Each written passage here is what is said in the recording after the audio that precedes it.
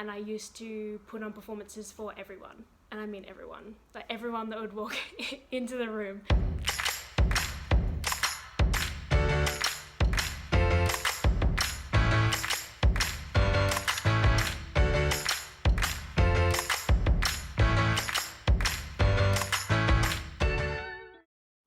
Hello there and welcome back to Diary of a Drama Teacher. This one's going to be a little bit more of a casual video. I kind of just wanted to have a chat about how I got into theatre, why I love it so much, and just share some fun videos and photos from all of the theatre experiences I've been in throughout my life. Let's get started.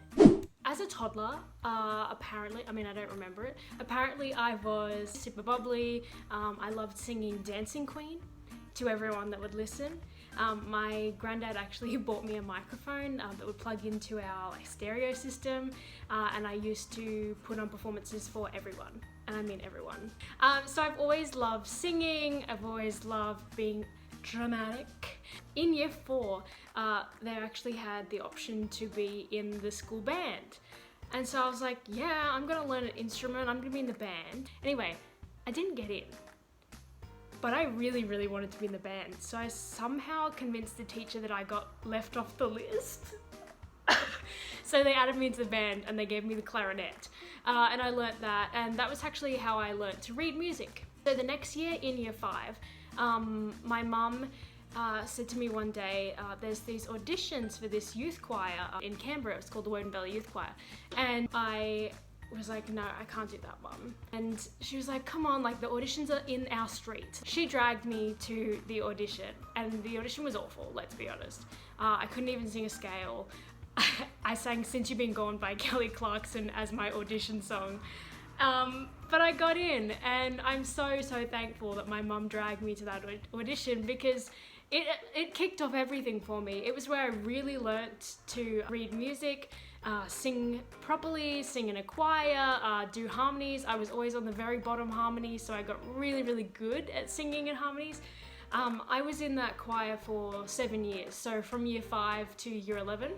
And it was honestly the best. I made so many friends. We did so many cool things. So we performed at Parliament House, Australia Day concerts that were televised with like Jessica Mauboy and Todd McKenney, like so many amazing people. And we got to meet Prince Charles and Camilla. We got to sing at the National Sorry Day when there was the apology. We did so many political things, so many international music festivals, like operas.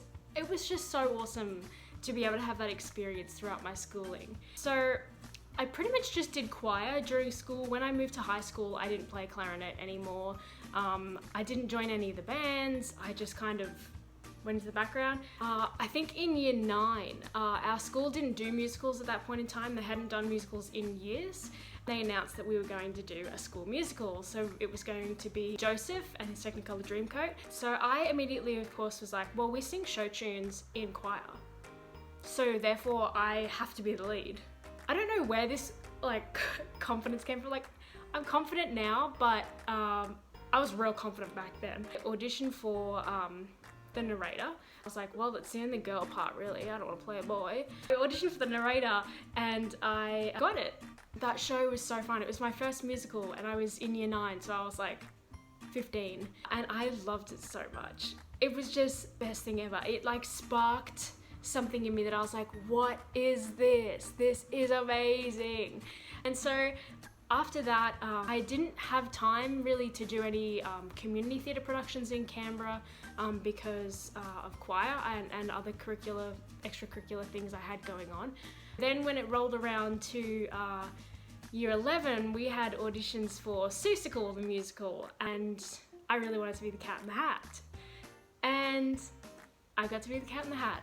And it was super fun, and that role was just crazy. It was very demanding because I decided for some reason that all 9 of my cameos had to have different accents. That was a really fun experience. So then throughout my higher years of high school, like year 10, 11, 12, I was in a whole bunch of different, I formed the jazz band, I was in choirs, a cappella groups, like you name it, I was in it. So that was really amazing. I had a really supportive school and our arts program really developed while I was there. And so when I actually graduated year 12, I decided that I was going to move to Brisbane to study musical theatre. And I've talked a little bit about this in my why I'm studying teaching video, so go over and watch that if you want a bit more of a developed view of that. But when I moved here to do my Cert 4 in musical theatre, first year that I was in the course, I got to be in Little Women and Legally Blonde. And Legally Blonde, when we performed it, we actually got to perform it at the Brisbane Powerhouse. And if you're in Brisbane, that's a pretty cool venue. That was a pretty big deal for someone that had only performed in school productions. I got accepted into the second year of the program, and in my second year, that's when we travelled around Australia doing Hairspray.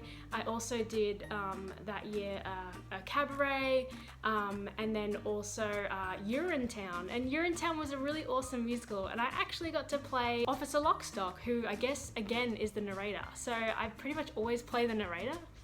I don't know, maybe I'm good at telling stories. What do you reckon? So I played Officer Lockstock, who's actually a male, but we made it a really, really butch female. I mean, picture Trunchbull, and that was me. So, moving on. When I graduated from that course, I kind of went in a little bit of a different direction, and then it wasn't until 2018 I actually did my first community theatre production, which was Les Mis, and there's more about this in my other video as well. And now I've done a whole bunch of community theatre productions in Brisbane, and I really love it. It's so close to my heart. Like the theatre community here is so wonderful, and through everything going on at the moment with COVID-19 and the craziness that the world is in at the moment, for how much that the arts is suffering. Then again, like, look how the arts have joined together. Like, we've got online things happening, like things that we didn't really do before. Just think it's so wonderful for people still to be able to share despite everything going on. And I'm secretly loving being able to see all my friends sing and perform when sometimes I don't get to do that. But of course, I'll be very, very, very happy when we're able to go back to theatres, because that's the magic of theatre. You're there in person, and I don't know, there's just something I can't describe about theatre that just makes my heart warm. Like, just being on that stage and knowing that you can make people feel something, hearing laughter, the adrenaline that you get is just incomparable. I just think it's amazing. So that's a little bit about my performing history. It's not huge, let's be honest. I'm just a musical theatre nerd. I said it. I'm a musical theatre nerd. I love musicals. I always have. I somehow just kind of fell into it. Good on High School Carly for just being so confident that she could do it. Essentially, that's a little bit of a background about me. If you want to see more about why I'm actually studying teaching and why I'm studying to be a drama and music teacher, head over to my first video, Why I'm Studying Teaching. I'll put the link at the end. As always, head over to my Instagram, Diary of a Drama Teacher vlog. Please subscribe if you liked this video, and I'll see you soon.